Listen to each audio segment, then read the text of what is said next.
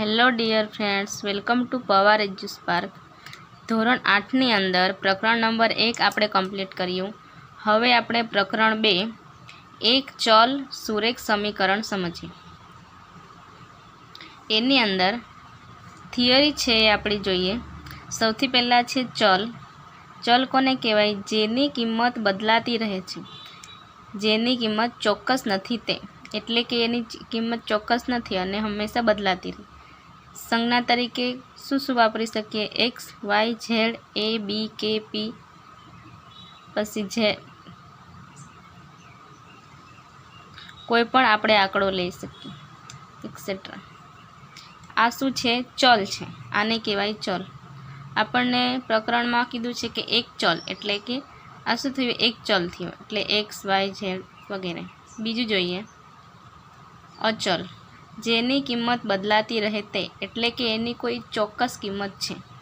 દાખલા તરીકે -5 છે, પછી -432 છે, -10 છે, 11, 20 વગેરે.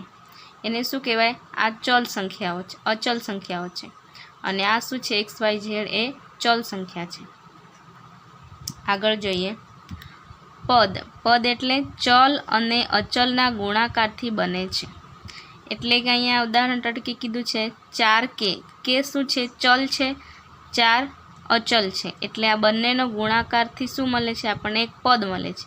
એવી જ રીતે 5y છે, -5z² છે. આ પણ શું છે? પદ છે. આગળ જોઈએ અવયવ. કોને કહેવાય? તેનું અવયવીકરણ થઈ શકતું નથી. ઉદાહરણ તરીકે 5xyz, એનું આપણે અવયવીકરણ કરીએ તો આની વચ્ચે કયું આવશે? ગુણાકારનું ચિહ્ન આવશે. આ બેની વચ્ચે પણ ગુણાકારનું. હવે આપણે અવયવીકરણ કરીએ તો 5 × x × y × z, એટલે આનું શું થાય છે? કોઈ જાતનું અવયવીકરણ થતું નથી, કોઈ જવાબ મળતો નથી. એટલે શું કહેવાય? આ કેવી સંખ્યા થઈ? અવયવ. આગળ જોઈએ સહગુણક. સહગુણક કોને કહેવાય? તો પદનો એક અવયવ સંખ્યાત્મક એટલે કે સંખ્યાવાળો હોય અને બીજો અવયવ બીજગણિતીય એટલે ચલનો સમાવેશ થાય. જેમ કે એક્સ, વાય, ઝેડ છે એ. એટલે એક્ઝામ્પલ તરીકે -7z² બરાબર -7 × ઝેડ કેટલી વાર છે? 2 વાર. એટલે ઝેડ × ઝેડ. આને શું કહેવાય? એક એમાં ચલનો સમાવેશ થાય છે. આ -7 છે શું છે? સહગુણક છે. કોનો? z²નો. આગળ જોઈએ આપણે સંખ્યાત્મક અવયવને સંખ્યાત્મક સહગુણક અથવા પદના સહગુણક તરીકે ઓળખવામાં આવે છે. તેને બાકીના પદ માટેનો શું કહેવાય? સહગુણક. મેં ઉપર કીધું તે -7 શું છે? એક સહગુણક છે. આમાં પણ જોઈએ -7z², એટલે આ -7 શું થયું? સહગુણક. કોનો? તો z²નો.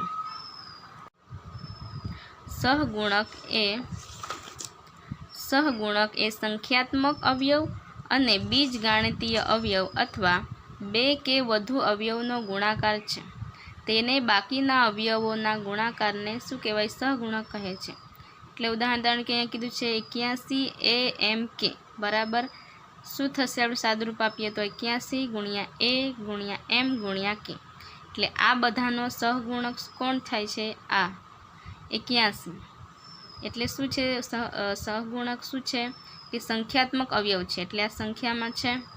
અને બીજગણિતીય અવયવ અથવા તો બે કે વધારે કરતાં એનો શું થાય છે? ગુણાકાર.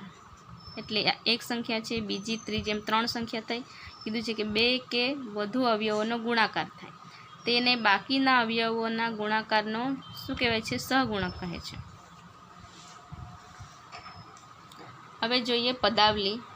પદોના જોડાણથી, એટલે જોડાણ માટે આપણે શું કરશે? જોડવા માટે કાં તો આપણે પ્લસનું ચિહ્ન કરશું, કાં તો પછી માઇનસનું. એના વડે બીજગણિતીય પદાવલી રચાય છે. એટલે ઉદાહરણ તરીકે 6x + 2y² 2 + z3. હવે ઉદાહરણ તરીકે m² v કે z ને 76, એટલે એની વચ્ચે આપણે માઇનસનું ચિહ્ન પણ કાઢી શકીએ ને પ્લસનું પણ ચિહ્ન કાઢી શકીએ. તો આથી આપણે કોનાથી જોડાણ કર્યું? માઇનસ અને પ્લસથી આપણે જોડાણ કર્યું અને શું આપણને બની? આ એક શું કહેવાય એને? પદાવલી. શું કહેવાય? પદાવલી. આપણા ચેપ્ટરનું નામ છે એક ચલ અને સુરેખ સમીકરણ. તો આપણે જોઈએ સુરેખ પદાવલી કોને કહેવાય. તો પદાવલી આપણને સમજ પડી કે કોઈ બી સંખ્યા આપી હોય એની વચ્ચે આપણે માઇનસ કાં તો પ્લસને ચિહ્ન મૂકીને આપણે જોડાણ કરીએ એને કહેવાય પદાવલી. સુરેખ પદાવલી જોઈએ. જે પદાવલીમાં ચલની મોટામાં મોટી ઘાત 1 હોય તેને સુરેખ પદાવલી કહે છે. દાખલા તરીકે x + 4y + 8z. હવે ઉપર કાંઈ નહીં હોય એટલે આ શું છે? ચલ, અચલ, ચલ, અચલ અને આ ચલ. તો ચલ પર શું એક ઘાતાંક આપણે મૂકી શકીએ? અહીંયા પણ એક ઘાતાંક અને અહીંયા પણ એક ઘાતાંક. એટલે સૌથી મોટી ઘાત કઈ હોય? 1 હોય તો તેને આપણે શું કહી શકીએ? સુરેખ પદાવલી કહી શકીએ. હવે આપણે જોઈએ સમીકરણ. બેઝિક સમીકરણ એ ચલના ઉપયોગથી બનતી સમતા છે. શું કીધું છે? બેઝિક સમીકરણ કીધું છે. એ કોનાથી? ચલના ઉપયોગથી. ચલ એટલે કે જેની સંખ્યા કેવી હોય? બદલાતી હોય. a b c x y z બરાબર. તેને બનતી શું છે? સમતા છે. એટલે આપણે જોઈએ 5x + 8 = 2. સમીકરણમાં હંમેશા સમાનતા માટે કયું ચિહ્ન? તો કે બરાબરનું ચિહ્ન હોય. હવે આગળ જોઈએ એક ચલ સુરેખ સમીકરણ. તો કોને કહેવાય એક ચલ સુરેખ સમીકરણ? કે જે સમીકરણમાં, સમીકરણ એટલે આવું હોય બરાબર ને, સમીકરણનું સમાનતા કરવા માટે બરાબરનું ચિહ્ન. તો જે સમીકરણમાં માત્ર એક જ ચલ હોય, એટલે કે અહીંયા એક જ ચલ છે, બીજો કોઈ ચલ દેખાતો નથી. ચલ હોય અને તે ચલનો મહત્તમ ઘાતાંક પણ એક જ હોય તેને એક ચલ સુરેખ સમીકરણ કહે છે. જેમ કે અહીંયા કીધું છે 5y + 9 = 4. એટલે આ અચલ સંખ્યા છે y, તો એની ઉપર કેટલી ઘાતાંક છે? 1. તો આને આપણે કહી શકીએ સુરેખ સમીકરણ, એક ચલ સુરેખ સમીકરણ.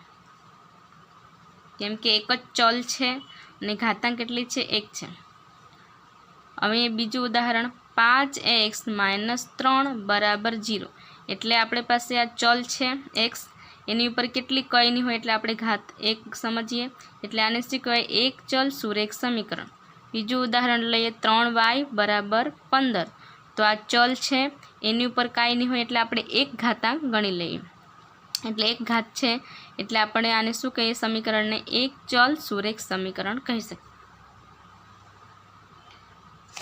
બીજું જોઈએ સમીકરણમાં ડાબી બાજુ અને જમણી બાજુએ આવેલી પદાવલીઓનું મૂલ્ય કેવું હોય? સમાન હોય છે. આવું ફક્ત ચલના અમુક ચોક્કસ મૂલ્યો માટે જ સાચું છે.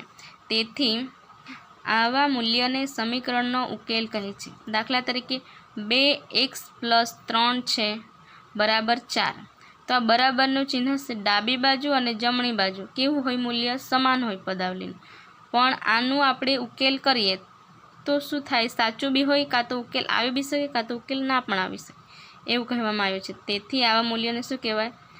સમીકરણનો ઉકેલ કહેવાય. સમીકરણનો ઉકેલ મેળવવા માટે સમીકરણને બંને બાજુએ સમાન ગાણિતિક ક્રિયાઓ કરવી. એટલે કે આપણને કોઈ પણ સમીકરણ આપી દઈ તો આપણે એને શું કરવું? ઉકેલ લેવા માટે એક ગાણિતિક ક્રિયાઓ કરવાની, એટલે ગણતરી કરવાની, સાદુરૂપ આપવાનું. તો આપણને શું કહેવાય? કે ઉકેલ મળી શકે. બીજું કીધું છે સુરેખ સમીકરણનો ઉકેલ કોઈ પણ સમય સંખ્યા હોય. સમય સંખ્યા એટલે આપણે પહેલા ચેપ્ટરમાં ભણી ગયા. સમય સંખ્યા કોને કહેવાય? 1/2, 5/3. આને શું કહેવાય? સમય સંખ્યા. એટલે કોઈ પણ સમય સંખ્યા આપણને જવાબમાં મળી શકે. સમીકરણની બંને બાજુએ સુરેખ પદાવલી હોઈ શકે છે. સુરેખ પદાવલી એટલે કે 5y + 4 = 3y + 2. શું કે સુરેખ પદાવલી છે. એમાં y છે, ચલ છે અને એની વચ્ચે શું છે? ચિહ્ન પ્લસનું ચિહ્ન છે.